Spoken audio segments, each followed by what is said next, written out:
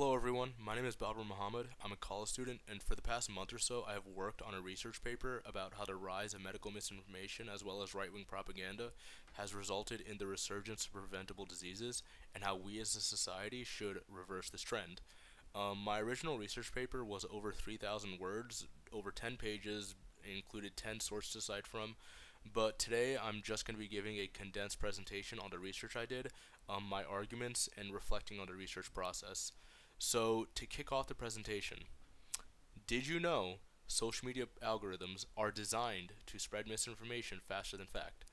We're going to get into that and a lot more in today's presentation.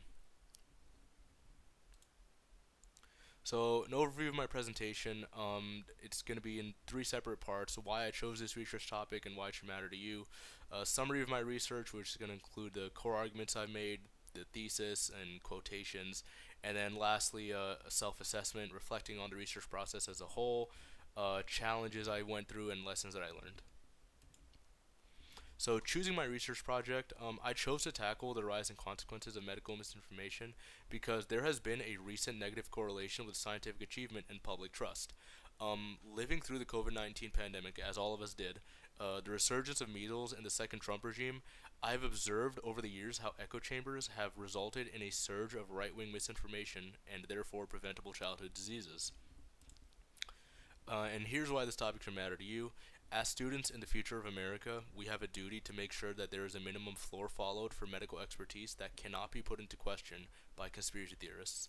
Understanding the legal structures behind the internet and social media platforms. Oh, let me move over my camera. Understanding the legal structures behind the internet and social media platforms isn't just a recommendation, it's a requirement for national safety and community health literacy. We owe it to the generations of the future by holding ourselves accountable for our actions now.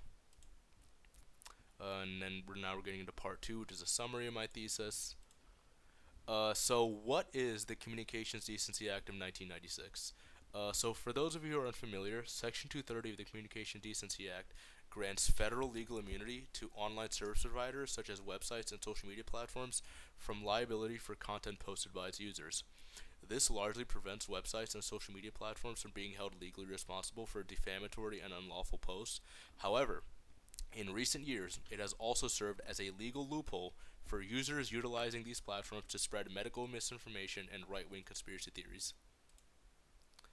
Uh, and my thesis is because the proliferation of anti vaccine rhetoric within online echo chambers directly correlates to the resurgence of preventable childhood diseases, the federal government must reform Section 230 of the Communications Decency Act of 1996 to remove federal legal immunity for social media platforms and AI language models that profit from the algorithmic promotion of medical misinformation.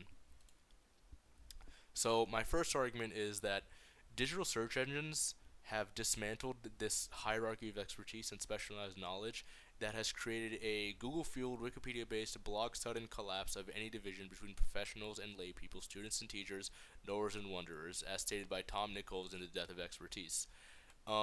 Now, while access to data is beneficial, it has removed the foundational critical thinking skills required to interpret complex clinical data. That has led to the rise of alternative facts after the first Trump administration. My second argument is mental and social conditioning over the last 5 or 10 years or so. Our brains are evolutionarily designed to reward faster, more entertaining answers rather than accurate fact checked answers when doing research. Research confirms that online communication, consistently and reliably associated with a large number of positive and instantly available outcomes, providing ideal preconditions for instrumental learning. Uh, According to Leonard Reinecke and others, this conditioning, by the very design of most social media platforms, makes the slow, methodical process of research feel cumbersome, boring, and unnecessary to most people.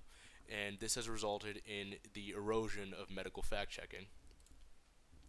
And my third and final argument is economic incentives for allowing the spread of misinformation. So, social media platforms are a business at the end of the day, but they are a business built on the extraction of attention, and all businesses must make a profit. Because fabricated news is expressly disseminated for the sake of earning money from clicks and views, health myths go viral at, to quote, lightning speed without being vetted or confirmed, to quote Nicole Cook. Seeing that there is no greater incentive than profit, social media platforms and AI language models will not moderate fact checking and the spread of misinformation until financially incentivized to, such as fear of a class action lawsuit due to being in violation of a reformed Section 230. So the solution, of course, is to reform Section 230 of the Communications Decency Act. Reforming Section 230 would hold platforms legally responsible for the algorithmic promotion of content rather than just the hosting of it. This would, one, shift the burden of accuracy. Let me shift over my camera. Shift the burden of accuracy back to trillion-dollar entities. Two, create legal and financial incentives for third-party fact-checking. And three, protect the public's right to herd immunity and medical accuracy. And then the third and final part of my presentation is going to be the self-assessment. It's going to be reflecting on the research, the challenges I went through, and the lessons learned. Um, so some of the best practices throughout my research was using the JDC library database to find different print sources, articles, and a video documentary that was key to meeting the requirements of the research paper and backing my argument with sources. Building the annotated bibliography and writing out the note cards before writing a thesis and introduction allowed me to really have a better understanding of how I wanted to frame my argument to the reader. Some of the best practices while actually writing the research paper was getting outside feedback during the writing process, which helped me reorganize and restructure my research paper, which I had to do several times. This includes the conference that I had with Professor Isaac and sharing some early drafts with my girlfriend. In total, I made about 4 separate drafts until I was satisfied with my final draft. Um, Reading my drafts out loud during calls with my girlfriend also helped me realize when I had redundant paragraphs or a difficult to follow structure. Uh, some problems that I encountered throughout my research was reading hundreds upon hundreds of pages of my print sources. It was really mind-numbing, really fatiguing, and that was far and away the most time-consuming aspect of the research paper writing process. Likewise, narrowing my citations from each source down to 1 or 2 citations per source was also quite difficult. And narrowing the focus of my paper to medical misinformation specifically was initially pretty difficult for me because my sources dealt with all fake news and all misinformation. But it was a necessary cut to keep my research paper concise. And what I wish I knew earlier, I wish I had understood the legal jargon of Section 230 of the Communications Decency Act of 1996. It was carefully written for an internet in its early stages, 30 years ago now, and it can't be expected to hold up 30 years later with the unforeseen explosion of internet use, reliability, and access. Now, this would have sharpened my argument from the beginning and not required me to redo my thesis and reform my paper so many times. Changes for next time. Let me shift over my camera. I would get started on my research much sooner because I did cram very late into the semester, which resulted in a lot of burnout and fatigue. I would definitely incorporate sources and citations that showcased spiked local childhood disease outbreaks that were previously eradicated. The reader can't be expected to be aware of the resurgence of preventable childhood diseases due to the prevalence of right-wing propaganda in both social media as well as traditional media.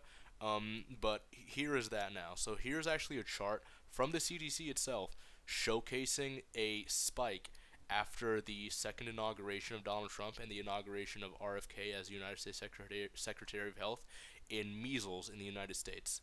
So around here is when Donald Trump and RFK were inaugurated, and since then, going back several years, there is an unprecedented, unforeseen spike in totally preventable childhood diseases, which is a result of having conspiracy theorists in office.